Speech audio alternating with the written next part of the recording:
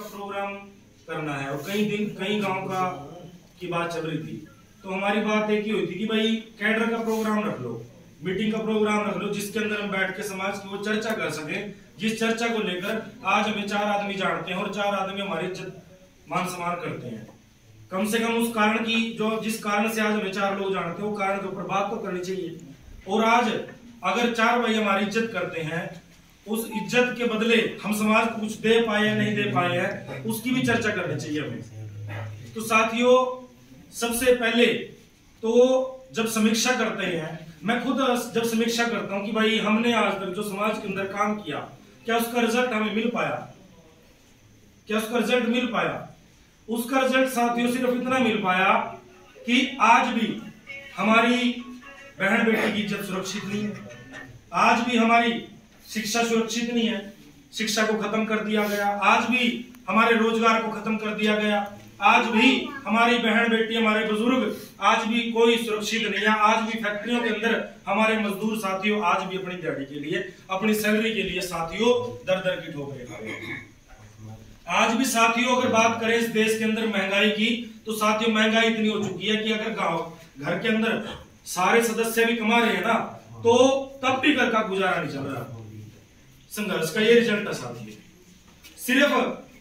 सिर्फ मात्र गांव में हम जय भी पहुंचाने तक कामयाब हुए हैं, मात्र गांव में बाबा साहब कौन है, क्या है, ये पहुंचाने तक सीमित हो गए हैं।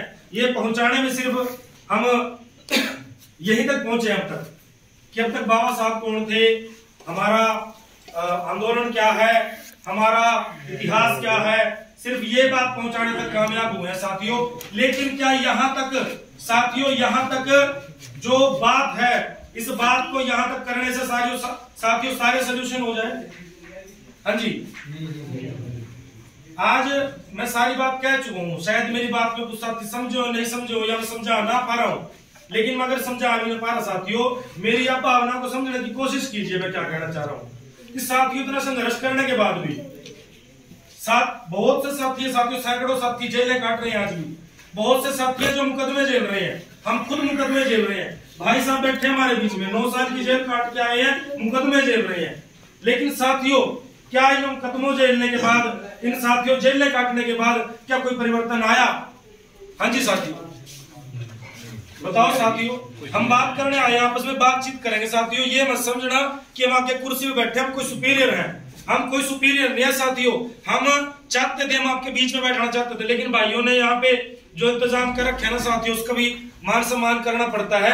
लेकिन साथियों, हम आपके बीच में बैठ के बात करना चाहते थे, बिल्कुल नीचे बैठ के। चलो, आप लोगों ने आगे बिठाया, ये मान सम्मान के लिए हम धन्यवाद करते हैं। लेकिन हम आपस में बातचीत करने आए हैं भी, क्या समाज में सही हो रहा है, क्या गलत हो रहा है। साथियों, इतने संघर्ष कर रहे हैं 10-12 साल से साथियों, 2010-11 से हम भी लग रहे हैं, लेकिन साथियों परिवर्तन नजर नहीं आ रहा, परिवर्तन नजर नहीं आ रहा। ये मैं कैसे कह सकता हूं? इसका कोई आंकड़ा होना चाहिए, बिना आंकड़े के तो मैं बात नहीं कर सकता साथियों। आंकड़ा ये है, आज भी साथियों थानों के अंदर हमारी FIR दर्ज नहीं होती। अगर FIR दर्ज हो जाती है,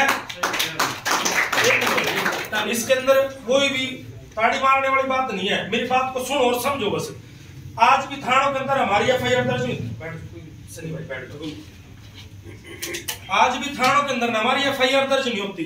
अगर FIR दर्ज हो जाती है तो कार्रवाई नहीं होती, अरेस्टिंग नहीं होती, गिरफ्तारी नहीं होती। उसके बाद हमें क्या करना पड़ता है? उसके बाद साथियों हमें सड़कों के ऊपर आना पड़ता है, सड़कों के ऊपर आके आंदोलन करना पड़ता है। आंदोलन करके साथियों कुछ पर्चे हमारे ऊपर भी दर्ज हो जाते हैं उल्टे, और कुछ हम पुलिस प्रशासन की नजरों में भी चढ़ जाते हैं, और भाई वो जो जिनको गिरफ्तारी करनी होती है उनकी टूटी फूटी गिरफ्तारी भी हो ही जाती है लगभग। लेकिन साथियों कारण क्या है कि आज भी सड़कों के ऊपर बैठने के बाद इंसाफ मिल रहा है। जब बाबा साहब ने संविधान सभा के अंदर संविधान को पेश किया था, तो बाबा साहब ने एक बात बोली थी, शायद वो सभी साथियों ने बात सुनी होगी। बाबा साहब ने जो बात बोली थी, बाबा साहब कह रहे थे जब संविधान सभा के अंदर संविधान को दे रहे थे बाबा साहब भारत सरकार को, कि भाई ये संविधान कितना भी अच्छा क्यों ना हो, ये संविधान कितना भी अच्छा क्यों ना हो, ये अंततः गलत साबित होगा अगर ये गलत हाथों में होगा, बाबा साहब कह रहे। लेकिन अगर ये संविधान कितना ही गलत क्यों ना हो, ये अच्छा साबित होगा अंततः अगर ये अच्छे हाथों में हो। बाबा साहब का कहने का भाव समझे आप? बाबा साहब कह रहे कि मैंने संविधान जो ये संविधान बनाया ना 2 साल 11 महीने 18 दिन लगा के संविधान बनाया। सभी देशों का जो भी समतामूलक जो बातें थी ना, सभी देशों के, कई देशों के बाबा साहब ने संविधान को पढ़ा, सभी धर्म ग्रंथों को पढ़ा, सभी वेद पुराण को पढ़ा, जो भी जहां जहां से भी समतामूलक जो बात मिली बाबा साहब को, वो बाबा साहब ने संविधान के अंदर रख दी, जाके संविधान के अंदर रख दिए, गुलदस्ता बना दिया कि समतामूलक भारत की स्थापना करेंगे। और उस संविधान के अंदर बाबा साहब ने, उस संविधान सभा के अंदर जब संविधान दे रहे थे ना, तो बाबा साहब को पता थी देश के अंदर जातिवाद जो है, जो जातिवाद नाम का जो राक्षस है, वो सबके दिमाग में घर कर रखा है उसने, जातिवाद के नाम जो नाम के राक्षस ने। तो जो नेता थे उस समय के, उन नेताओं के दिमाग में भी वो जातिवादी राक्षस था। तो बाबा साहब ने वहां ये बात बोली थी कि संविधान, उसके ऊपर समीक्षा करने से पहले आप लोग एक बात सुन लीजिएगा कि भाई ये संविधान कितना भी गलत साबित हो ना, अगर ये गलत, ये अच्छा साबित हो जाएगा अगर ये अच्छे हाथों में चला जाए। अगर ये गलत होगा तो ये कितने, मतलब अगर ये अच्छे लोगों के हाथों में चला जाए तो अच्छा साबित हो जाएगा। बाबा साहब ने ये सिंपल सी बात बोली थी। आज क्या संविधान अच्छे हाथों में है? ये इसको भी मैं आपको क्लैरिफाई कर देता हूं कि क्यों अच्छे हाथों में नहीं है। आप जितने मेरे साथी खड़े हैं, जितने मेरे भाई खड़े हैं, कोई साथी हो सकता है बीजेपी की विचारधारा का, कोई हो सकता है आरएसएस की विचारधारा का, हो सकता है वो कह सकता है कि संविधान तो अच्छे हाथों में है भाई, लेकिन इसको हम प्रमाणित कर सकते हैं। प्रमाणित कैसे करेंगे? संविधान अच्छे हाथों में तब साबित होगा अगर आप सबके पास रोजगार होगा, हम सबके पास रोजगार होगा, चाहे किसी भी धर्म, किसी भी जाति, किसी भी वर्ग से हो व्यक्ति। मैं किसी एक जाति विशेष की बात नहीं करूंगा, किसी एक धर्म विशेष की बात नहीं करूंगा, चाहे वो क्रिश्चियन है, हिंदू है, मुस्लिम है, सिख है, ईसाई है, कोई भी हो सकता है, वो कोई भी ईटीसी जाति हो सकती है, मैं उसकी बात नहीं करूंगा। मैं ऑल ओवर इंडिया के जो भी हमारे जो दो वर्ग है ना, अमीर और गरीब वर्ग, मैं सिर्फ उस गरीब वर्ग की बात करूंगा। क्या आज संविधान अच्छे हाथों में है? इसका प्रमाण ये है कि क्या आज हमारे पास रोजगार है? हाँ जी, यस और नो? है नहीं ना? क्या हमारे जितने भी भाई यहाँ पे कमा रहे हैं, क्या आपकी कमाई से आपके सारे जो जरूरतें हैं, जो इच्छाएं हैं, वो पूरी हो पा रही हैं? हाँ जी, आपकी कमाई से। आज जितने भी हमारे साथी हैं, क्या आप सभी के बच्चे जो सरकारी स्कूल के अंदर पढ़ रहे हैं, क्या वो अच्छी शिक्षा ले पा रहे हैं? सरकारी स्कूल के अंदर यहाँ बच्चे बैठे हैं, कोई सरकारी स्कूल के अंदर कौन कौन जाता है भाई? कौन कौन जाता है? सरकारी स्कूल वाले बच्चे खड़े ही हो, सरकारी स्कूल वाले खड़े हो, सरकारी स्कूल वाले 4 बच्चे खड़े हो, पीछे भी हैं, खड़े हैं सरकारी स्कूल वाले। आप भी हाथ खड़े कर लो, सारे हाथ खड़े कर लो। अब बैठ जाओ, आप लोग बैठ जाओ, सभी बैठ जाओ, सरकारी स्कूल वाले नीचे बैठ जाओ। अभी गवर्नमेंट स्कूल वाले खड़े हो, जो गवर्नमेंट स्कूल में पढ़ते हैं, जो बच्चे गवर्नमेंट स्कूल में पढ़ते हैं वो खड़े हो। पीछे क्यों देख रहे? गवर्नमेंट स्कूल में पढ़ रहे, रिजल्ट आपके सामने है साथियों। सही है। हाँ जी, ये प्रमाण हम कहीं भी कैडर में जाते हैं तो ये प्रमाण देते हैं समाज के लोगों को भी सरकारी स्कूलों ने हमारी व्यवस्था क्या कर दी है। आज भी अभी भी हमारे 3 बच्चे बैठे हैं 3 बच्चे, ये भी किसी के बच्चे होंगे, किसी ने पैदा किया, कोई इसका गुजारा चला रहा है, इसका कोई इसके सपने ले रहा है, कोई इसकी माँ, इसका बाप सपने ले रहा है कि मेरा बच्चा डॉक्टर बनेगा, इंजीनियर बनेगा, आईएएस बनेगा, आईपीएस बनेगा। लेकिन जिसको अभी भी ये नहीं पता सरकारी और गवर्नमेंट एक ही होता है, वो क्या बन जाएगा? बताओ, सही बताओ क्या बनेगा? तो सरकारी जो शिक्षा है, सरकारी शिक्षा का मटियामेट कर दिया। पिछले अभी आंकड़ा है, तो सरकार कहीं आंकड़ा मेरा नहीं है, 50,000 स्कूल बंद किए हैं, 50,000 स्कूल बंद किए हैं। सरकार का सीधा सा आंकड़ा है कि जिस स्कूल के अंदर 28 बच्चे से कम हो जाएंगे, उसके अंदर उसको स्कूल को बंद कर दिया जाएगा। अब वो बच्चे कैसे कम होंगे? वो बच्चे इसलिए कम होंगे कि भाई वहां दलिया खिचड़ी में ला दो बच्चों को, और वो पढ़ेंगे तो है नहीं, उनका दिमाग जो है गोबर जैसा हो जाएगा। उनके माँ बाप उनको खुद 1 साल 2 साल 3 साल रख के खुद हटा लेंगे, खुद उसको सरकारी में डाल देंगे, या किसी चाय वाले के पास लगा देंगे, या किसी के ढाबे पे लगा देंगे उसको, वो खुद हटा लेंगे उसको। जब उसका वो मेंटल लेवल देखेंगे तो वो स्कूल फिर जब उनमें 28 से कम जो बच्चे रह जाएंगे, वो स्कूल खुद ब खुद बंद हो जाने हैं। ये सरकार की नीति है साथियों। अभी जो भाई बात कर रहे थे कौशल रोजगार की, साथियों कौशल रोजगार के नाम पे नाम रख दिया कौशल, लेकिन कौशल रोजगार के नाम पे हमें और ज्यादा निकम्मा बना दिया गया है, निकम्मा बना दिया। साथियों हम कौशल रोजगार के चक्कर में 1-1 लाख 2-2 लाख रुपए में एजेंट ढूंढते फिर रहे हैं, बीमारी को कौशल रोजगार में ही रख ले। लड़ाई नहीं लड़ेंगे भाई, हमारी 70,000 की नौकरी की लड़ाई थी, सरकारी नौकरी की लड़ाई थी। ये सभी देश के युवाओं के लिए बात कह रहा हूं मैं। हमारी 70,000 की लड़ाई थी और हम कितने में, हम 18,000 में सीमित हो गए हैं। 18,000 तो अंडा की रेडी वाला भी तुम्हारा भाई, अंडा की रेडी खोल लो, या फिर कोई मूंगफलिया की रेडी लगा लो, या फिर फ्रूट की रेडी लगा लो, सब्जी मंडी के अंदर काम कर लो, 18-20,000 तो वहां भी कमा लोगे। क्यों किसी के पीछे लाख 2 लाख लेके घूम रहे हो? कौशल रोजगार में लगवा दो जी हमारे को। वहां पे बहुत बड़ा स्कैम चल रहा है, ड्रामा चल रहा है, वहां पे भी पैसे लेके ही एंट्री हो रही है। पता है सब साथियों को, मेरी खुद की आंखों देखी बातें हैं साथियों। ये साथियों, ना तो रोजगार हमारे पास रहा, ना शिक्षा हमारे पास रही, ना साथियों हमारे महंगाई कंट्रोल में है, ठीक है ना हम सुरक्षित, हमारी माताएं बहनें आज भी रेप की घटनाएं आप अखबारों के अंदर, सोशल मीडिया के अंदर डेली देख ही रहे हैं। तो साथियों, वो संविधान जो सुरक्षित हाथों में, बाबा साहब जो क्या कह गए थे, क्या वो सुरक्षित हाथों में है? हाँ जी, है नहीं ना। अब अगली बात पे आओ। अब मैं अगली बात पे आता हूं कि जितने भी इस देश के युवा हैं, किसी भी धर्म किसी भी जाति से हो, क्या वो उस संविधान को उन हाथों से छीनने का काम कर रहे हैं? हाँ जी भाई, अंदर आ जाओ जो साथी यार बाहर खड़े हैं, अगर बाहर खड़े हैं तो चुप रहो भाई। अब जो वो संविधान उन लोगों के हाथों में है, अब वो उन लोगों के संविधान हाथों में से छीनने के लिए हम लोग क्या कर रहे हैं? जितने यहाँ सारे साथी बैठे हैं, अपने अंदर झांक ले कि हम उस संविधान को हाथों में से छीनने के लिए हम क्या कर रहे हैं। हमारी कितनी मेहनत है, हमने कितने आंदोलन किए, कितने प्रदर्शन किए, कितने कैडर किए, कितने लोगों को जागरूक किया। एक ही जाति पे गर्व करने से भाई समाज के अंदर परिवर्तन नहीं आएगा। एक जाति के ऊपर गर्व करने से आप देश को नहीं बदल सकते। एक जाति के ऊपर गर्व करने से आप संविधान को उन हाथों में से नहीं छीन सकते। आज उन लोगों ने, उनका कैडर पता क्या है? अब उनके कैडर के अंदर हमारे भी कुछ लोग बैठे हैं, हमारे कुछ लोग बैठे हैं उनके कैडर के अंदर, हम जानकारी लेते हैं उनसे, वो कैडर के अंदर बैठा रखे हैं। वो लोग बताते हैं साथियों, वो लोग बताते हैं कैसे ये लोग गरीब जनता को, चाहे वो एससी समाज का हो, एसटी समाज का हो, ओबीसी समाज का हो, जनरल समाज का हो, किसी को भी वो हिंदुत्व के नाम पे साथियों कैसे जहर पिला रहे हैं, कैसे जहर पिलाने का काम कर रहे हैं साथियों।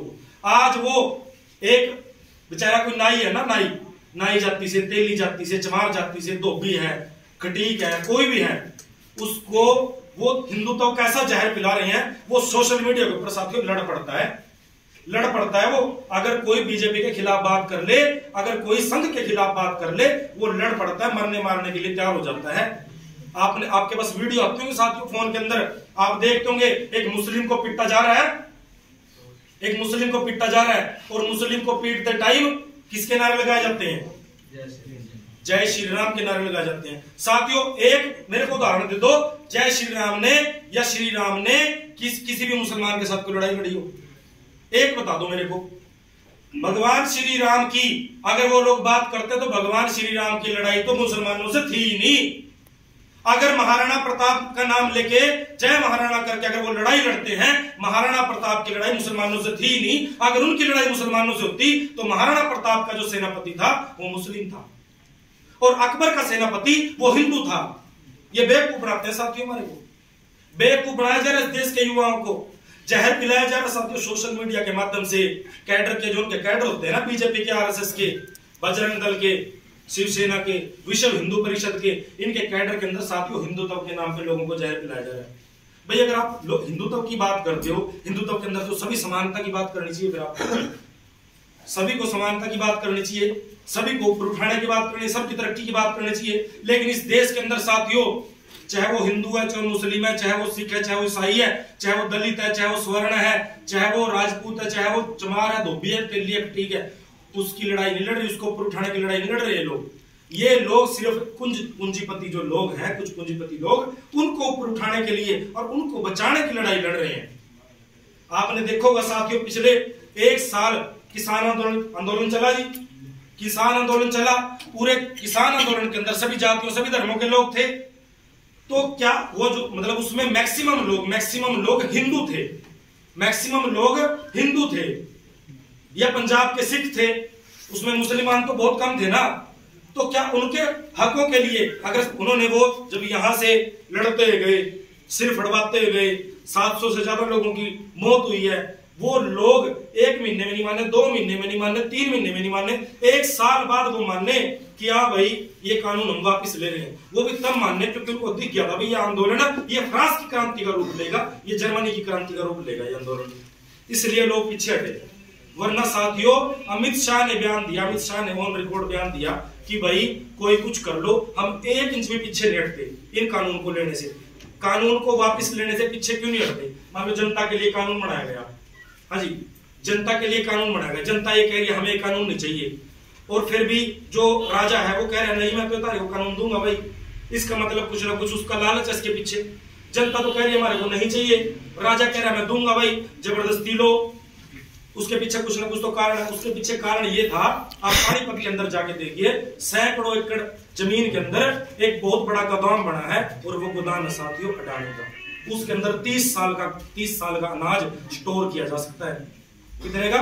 30 साल का अनाज स्टोर किया जा सकता है। मान लो अगर पूरे देश के अंदर किसान जो है ना, अगर ये किसान बिल पास हो जाते, और उसके अंदर क्या होता, फिर बड़ी बड़ी वालमार्ट जैसी कंपनियां वो जो हजार किलो को अपने अंडर ले लेती, और वो जो पूरा जो अनाज इकट्ठा होता वो इसके अडानी के गोदाम में इकट्ठा होता, वहां पे उसको स्टोर कर लिया जाता। आज आपको एग्जांपल के तौर पे बताऊं मैं, जैसे बोर तो नहीं हो रहे साथियों? नहीं। जो आलू की साथियों फसल होती है, आप देखते हो आलू महंगा हो गया कभी तो, या प्याज की बात करूं प्याज महंगा हो गया, या टमाटर महंगा हो गया भाई, फिर एकदम 10 रुपए पे आ जाएगा।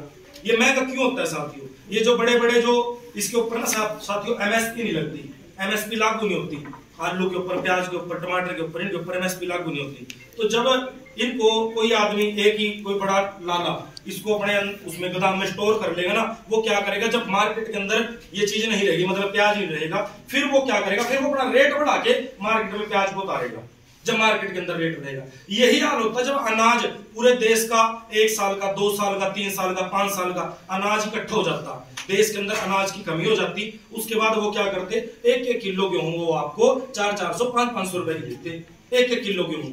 और ये होता, ये 110% होता, और ये अभी भी होएगा। हाँ जी साथियों, ये अभी भी होएगा, कोई ज्यादा दूर नहीं है।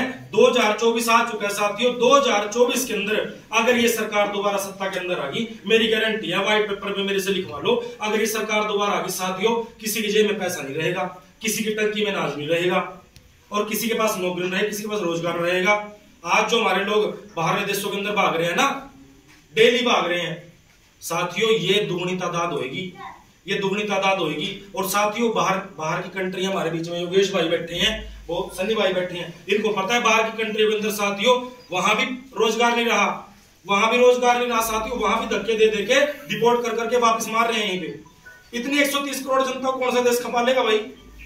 हमारे हरियाणा जितनी जनसंख्या, हरियाणा के 2 करोड़ 3 करोड़ जनसंख्या है भाई, एक हरियाणा से कम